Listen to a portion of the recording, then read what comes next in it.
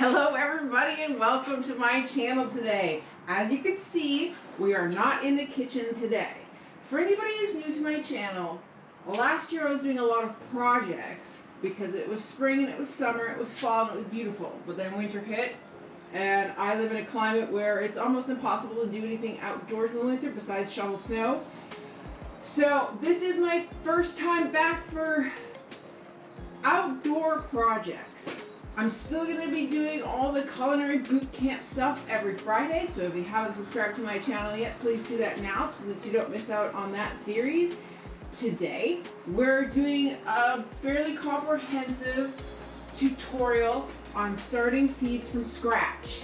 If you've never started seeds from scratch, this will be a great intro to you to what's involved. If you've been starting plants from seedlings for years, you still might find some information in this that you didn't know. I've actually been growing plants my entire life. I grew up gardening with my grandparents, both sides. My own parents were big gardeners growing up. We lived on a farm and we grew most of our own food. That included animals and plants. It was a sustainable farm, so I learned how to do gardening from the time I can remember. I was weeding the garden and shucking corn and snapping peas and canning. So I do have a good base of knowledge. As I got older, I enrolled in an extension course through the state extension service. And if you don't know about this, you do now. Most states have an extension service program where you can get a master gardening certificate. I didn't get to do the last portion of it, which is volunteer work, because they wouldn't let me do my volunteer work in California. They wanted me to do it in the state where I was getting my garden mastering certificate, so I didn't get to do that portion. But I did all the testing and the reading and stuff like that. So I have a partial certificate in master gardening. And then I've also, as an adult, spent several years gardening, starting seeds from plants.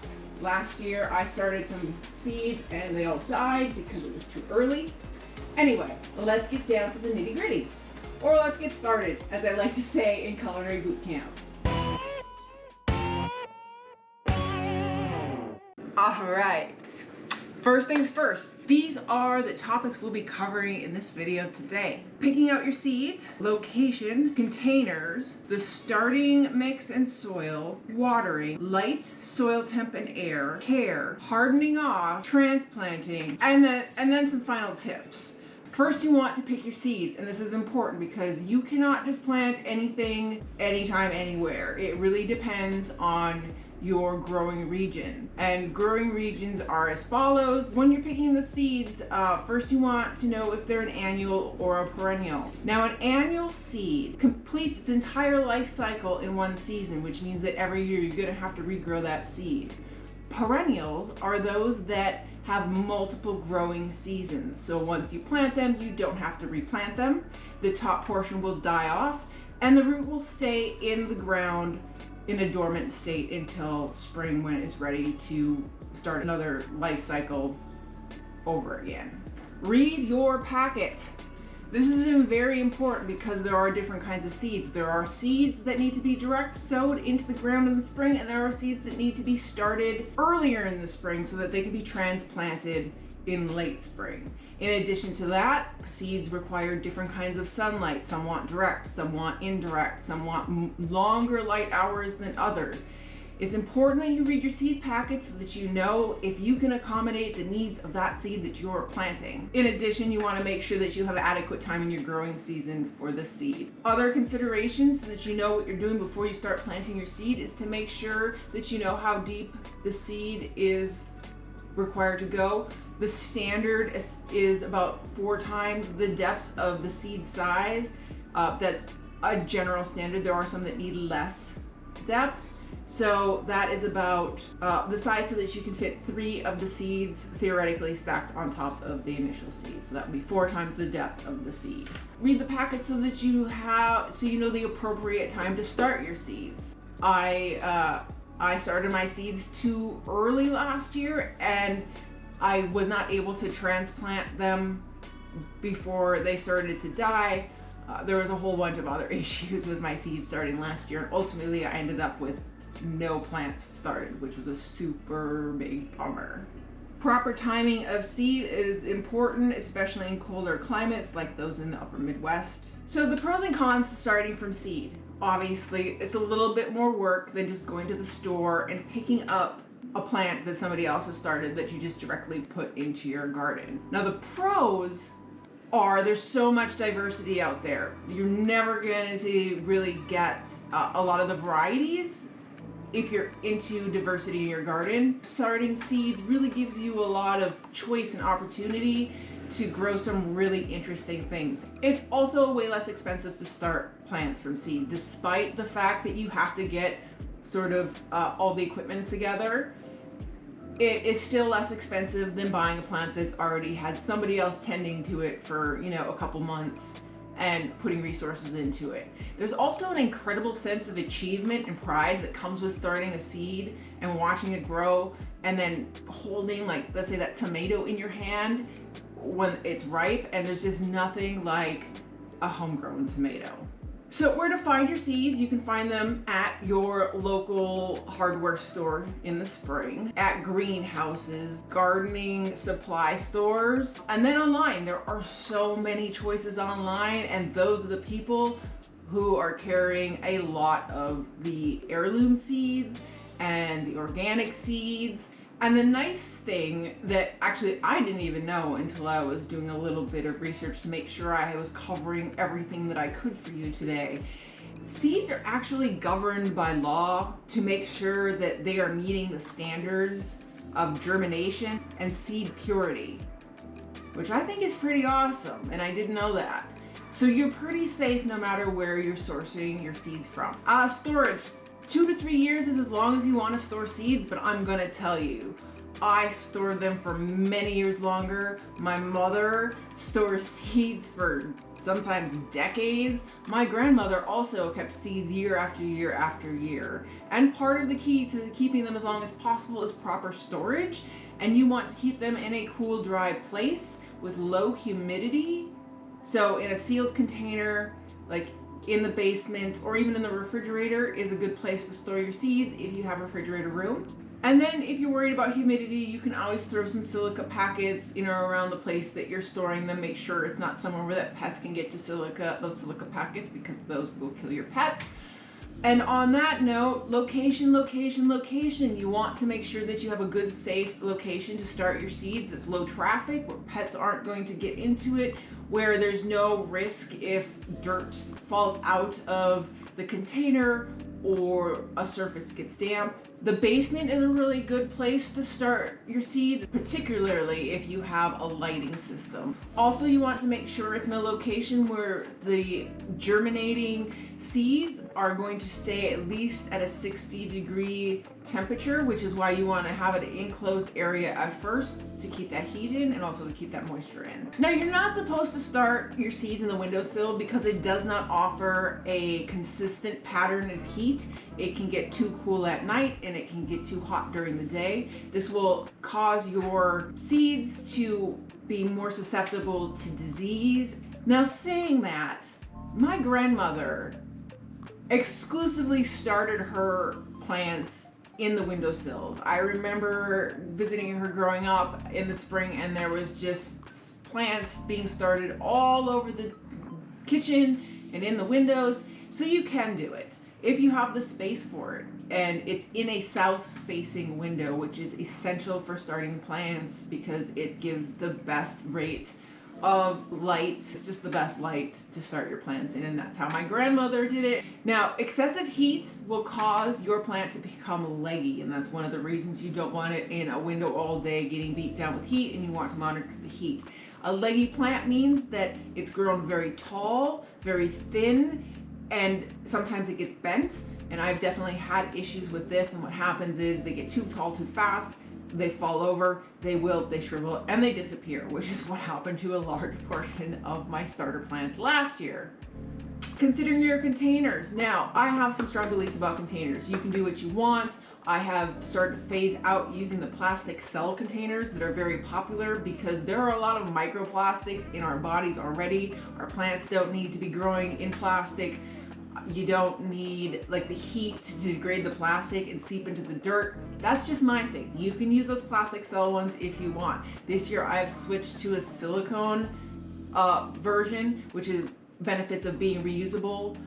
If you are reusing any containers from year to year, you want to make sure that they are sterilized very well so that any fungus from the previous year isn't going to get into your new plants. Other materials that seed starting containers are made of include the following: peat, cow manure, shredded wood. Some can be homemade with strips of newspaper.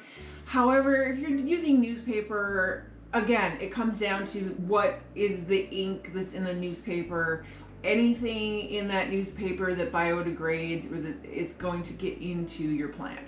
It just depends on how, how you want to plant. If you don't care, you don't care. Do it. I don't care. But I try to stay away from that. Fiber and paper that decompose for seed starting is really good if you are trying to transplant something like a melon or a squash, because when you start melon and squash, you start with 3 seeds, and they kind of they're usually very delicate to start when you can transplant them. Actually, they're best if you direct sow if you can. I have started them both ways.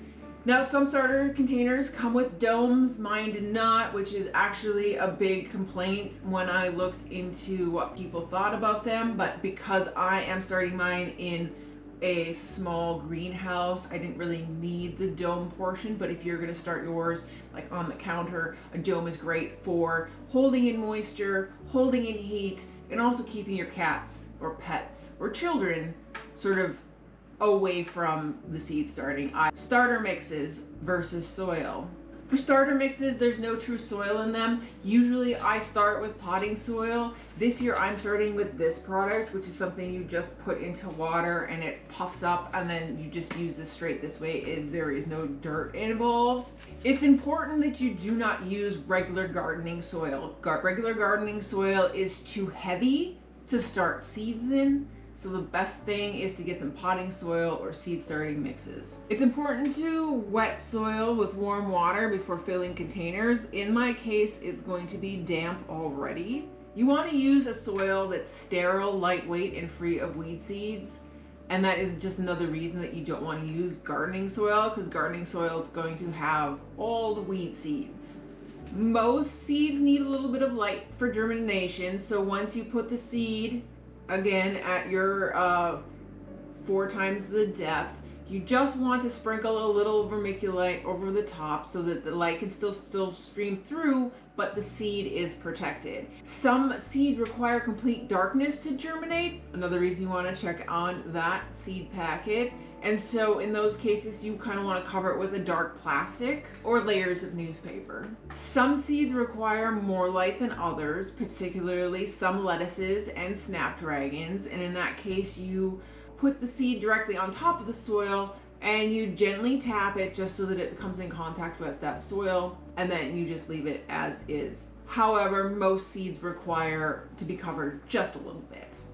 After putting those seeds in their cells, you just want to spray the top and keep the top moist.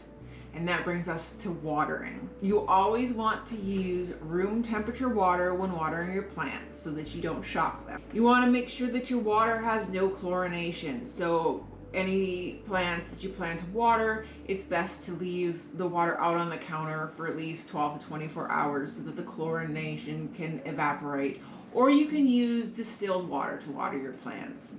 You should also avoid using soft water. It's important to keep your seeds consistently moist throughout the germination process, which depending on can last from 2 to 15 days, most typically. It's important to keep them consistently moist but not overwatered, because it will cause disease within your seedling and cause it to die. And avoid splashing too much water on the leaves. It's either best to spritz them or to introduce water from the bottom up.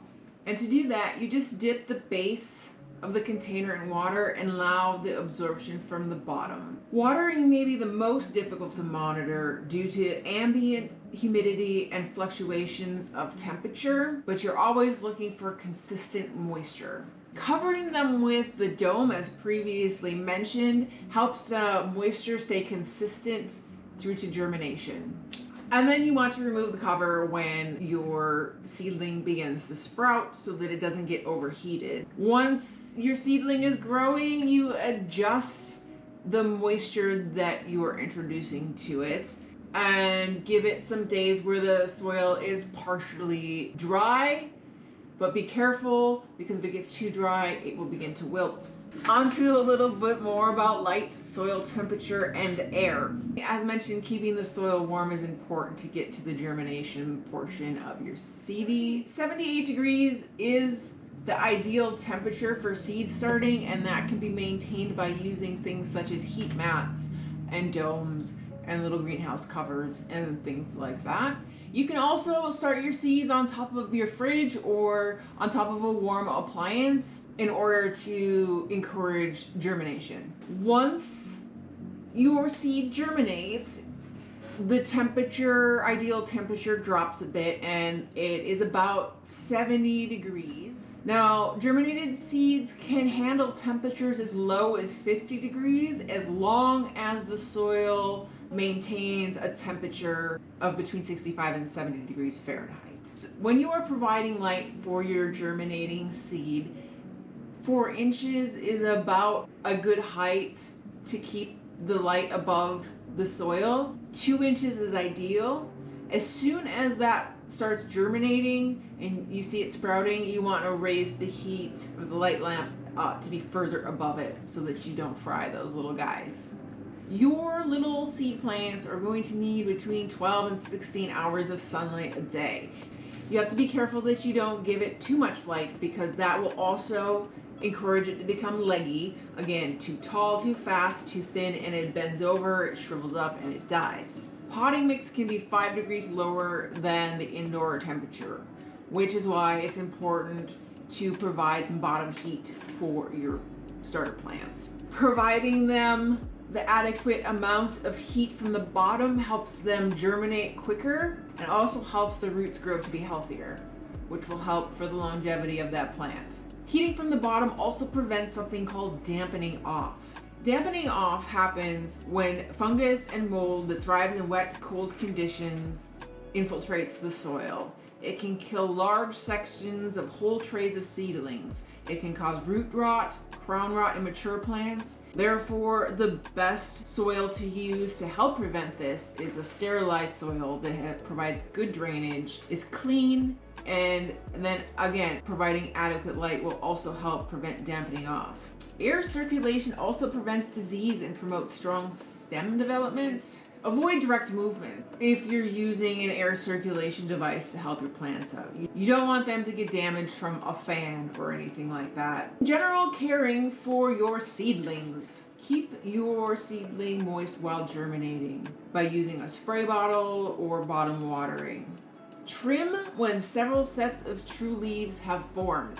Now, this is not something that I've done a lot in the past, and the true leaves are not those that first arrive. The first leaves that appear are not true leaves, but seed leaves. And the true leaves unfurl above these on the seedling and look like a smaller version of the plant's adult foliage. They're usually more decorative and a little hairy. And by removing those at the right time, it will provide more nutrients to the true leaves. So that's one of the reasons that you want to prune the bottoms of them. But like I said, I've never done it and I've never had any problems. This is like with any of the advice I'm giving you today, this is like the very step-by-step strict stuff. But honestly, growing things is not as difficult as this is making it sound. Oftentimes you can throw a tomato seed into a bag of soil and just grow that tomato seed in that bag of soil or that pot of soil or that, pail of soil, and you will have no issue. This is sort of a step-by-step if you're doing large scale, or if you want to, do it properly. If you use regular potting soil, you generally don't need to use any fertilizer. If you're using like what I'm using today, which is a non-soil potting mix, Once the second set of true leaves arrives, you want to start fertilizing the plant about once a week with a quarter to a half strength form of fertilizer. But then after 4 weeks, you can start applying a full strength fertilizer to the plant if you so choose. Again, that's one thing that I've never done, but if you want the strongest, best looking plants and you want to ensure that it's gonna be a success, then you probably should. I like to play a little wild and loose with my plants and see how little care I can give them and still get like fruits and vegetables out of them. Now, once your little guys are big enough to transplant, you need to harden them off. Again, not something that I've generally done, which might be why sometimes I have no luck, particularly with peppers. Hardening off means that you adapt the plant to the outdoors. So 2 weeks before you want to transplant, start bringing the plants outside and leaving them in the direct sunlight. Be careful that it's not really windy. You don't want them to snap off. And you have to make sure that you bring them in at night. And you start with a shorter period of time, and then over 2 weeks you grow until they're outside for a longer period of time. You can also harden off using cold framing, which I'm not going to talk to you about today. It's basically a little temporary greenhouse where you can adjust the lights and the exposure it has to the wind and things like that. Like I said, I'm not going to talk about it because I don't use that. So for transplanting, you want to pick the right day.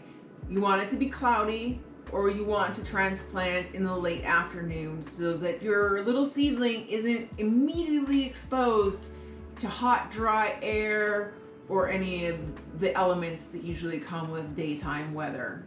You don't want them to get damaged from the sun and the heat and scorch them because they will die. If you're using a container like this, you want to cut it off at the dirt surface so it doesn't wick the moisture away from the plant too much. So just some quick tips. You want to make sure that you ID your trays. I have done it many different ways in the past. I've done it where I thought I could remember what I grew, and that didn't work out. I've done it where I've had a planogram, and that didn't really work out. This year I am using wood sticks and labels, and that should work out. If you're using older seeds, it's best to start with 2 seeds in your cell, just in case one of those seeds isn't going to germinate. The older your seed, the harder it is for it to germinate. So putting 2 seeds in there kind of gives you a little reassurance. And then when if they both come up, you take the one that looks the weakest and you trim it down. Being careful not to pull it out because it might have roots wrapped around the other guy, and you could cause a lot of damage, and then you destroy both of them. That is it for seed starting. If you have any questions, please leave them in the comments below. If you found this particularly useful, please give me a thumbs up. If you haven't already, check out the Culinary Boot Camp series. Check out my projects from last year. And as always, have a wonderful day.